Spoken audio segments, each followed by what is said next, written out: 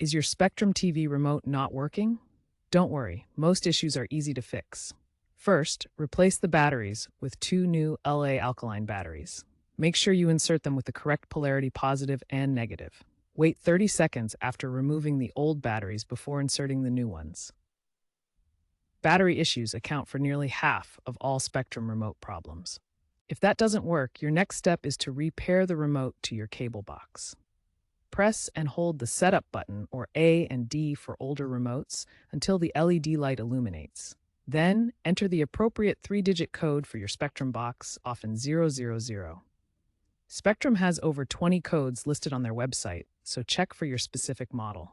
Pairing issues commonly arise after power outages or service disruptions. If replacing batteries and repairing haven't solved the problem, try resetting your Spectrum remote. Press and hold the TV and OK buttons simultaneously for 3 to 5 seconds until the LED blinks 3 times. This will clear any custom settings, so you'll need to repair the remote afterwards. For RF remotes, avoid interference from Wi-Fi routers and microwaves. For IR remotes, make sure there are no obstructions blocking the signal to the cable box. Keep the battery contacts clean and free from corrosion. Avoid using rechargeable batteries, as they can cause voltage problems.